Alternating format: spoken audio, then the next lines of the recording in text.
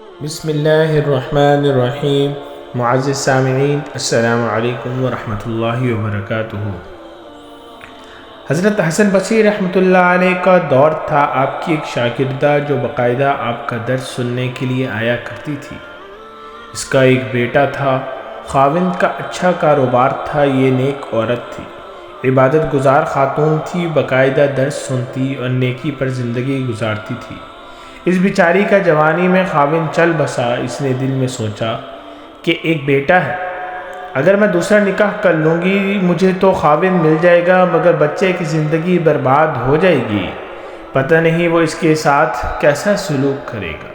اب وہ جوان ہونے کے قریب ہے، یہی میرا سہارا ہی صحیح۔ لہٰذا یہ سوچ کر ماں نے جذبات کی قربانی دی۔ ایسی عورت حدیث پاک میں آیا ہے کہ جو اس طرح اگلی شادی نہ کرے اور بچوں کی تربیت اور حفاظت کے لیے اسی طرح زندگی گزارے تو باقی پوری زندگی اس کو غازی بن کر زندگی گزارنے کا ثواب دیا جائے گا، کیونکہ جہاد کر رہی ہے اپنے نفس کے خلاف۔ لہٰذا وہ ماں گھر میں بچے کا پورا خیال رکھتی تھی، لیکن یہ بچہ جب گھر سے باہر نکل جاتا تو ماں سے نگرانی نہ ہو پاتی۔ اب اس کے پاس مال کی بھی کمی نہیں تھی، اٹھتی جوانی تھی، اور یہ اٹھتی جوانی کلوروفارم کے نشے کی طرح ہوتی ہے۔ جیسے اس کا نشہ مریض کو سنگھاؤ تو کچھ پتہ نہیں چلتا،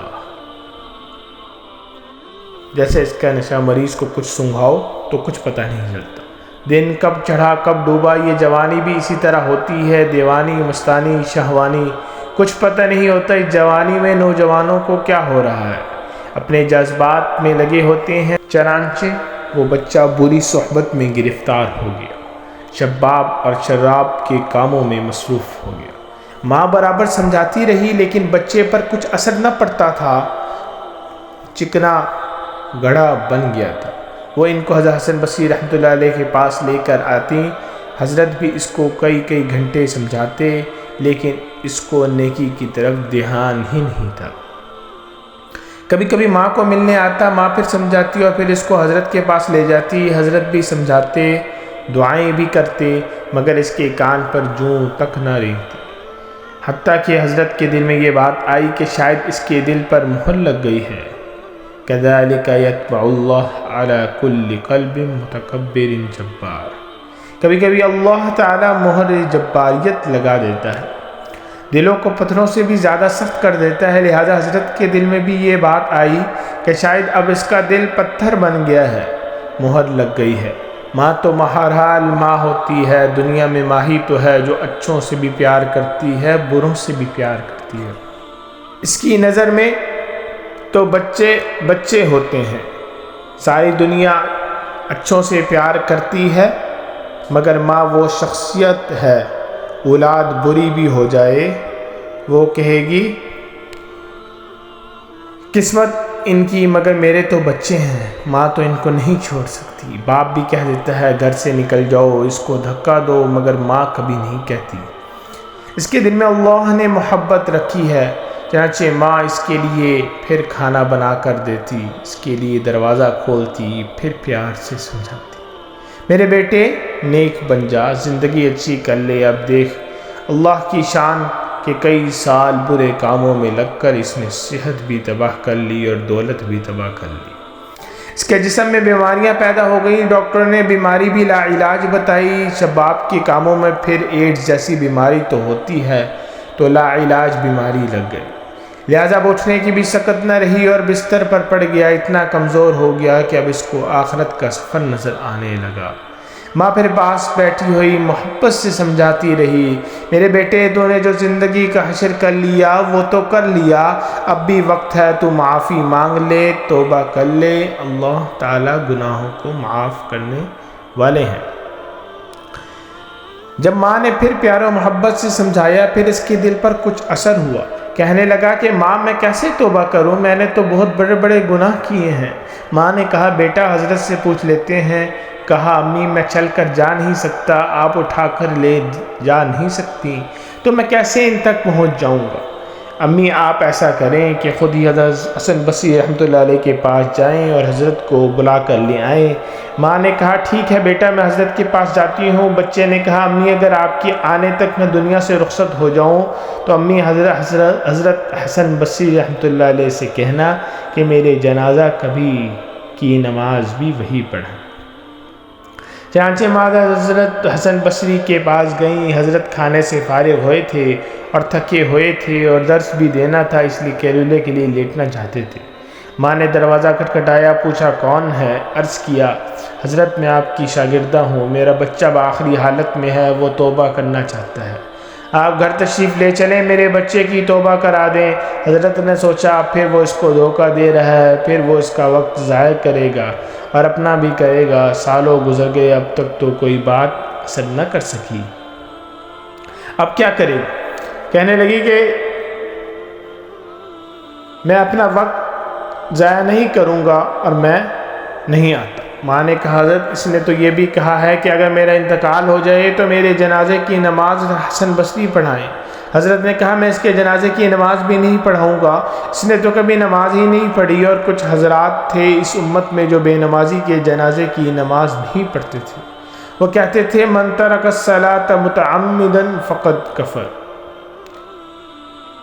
یہ تو امام اعظم رحمۃ اللہ علیہ پر اللہ تعالی رحمت برسائے کہ انہوں نے گنجائش رکھی۔ آپ رحمۃ اللہ علیہ فرماتے ہیں اس نے کافروں والا کام تو کیا مگر کافروں کا اطلاق اس پر نہیں ہوتا۔ حضرت حسن بصری رحمۃ اللہ علیہ فرمایا اس نے تو کبھی نماز نہیں پڑھی، لہٰذا میں جنازہ بھی نہیں پڑھوں گا اور نہ پڑھاؤں گا۔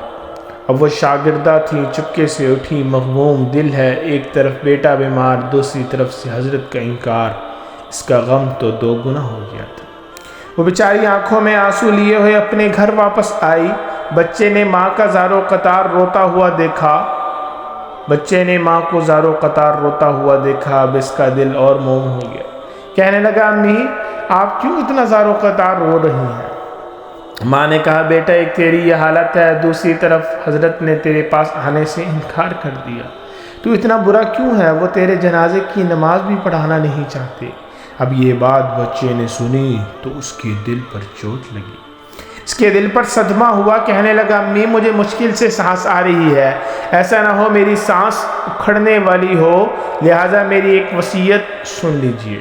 ماں نے پوچھا بیٹا وہ کیا ہے؟ کہا میری وصیت یہ ہے کہ جب میری جان نکل جائے تو سب سے پہلے اپنا دوپٹہ میرے گلے میں ڈالنا، میری لاش کو کتے کی طرح صحن میں گھسیٹنا، جس طرح مرے ہوئے کتے کی لاش گھسیٹی جاتی ہے۔ ماں نے پوچھا بیٹا وہ کیوں؟ کہا امی اس لیے کہ دنیا والوں کو پتہ چلے جو اپنے رب کا نافرمان اور ماں باپ کا نافرمان ہوتا ہے اس کا انجام یہ ہوا کرتا ہے، اور امی مجھے قبرستان میں دفن نہ کرنا۔ ماں نے کہا بیٹا تجھے قبرستان میں دفن کیوں نہ کروں؟ کہا امی مجھے اس صحن میں دفن کر دینا، ایسا نہ ہو کہ میرے گناہوں کی وجہ سے قبرستان کے مردوں کو تکلیف پہنچے۔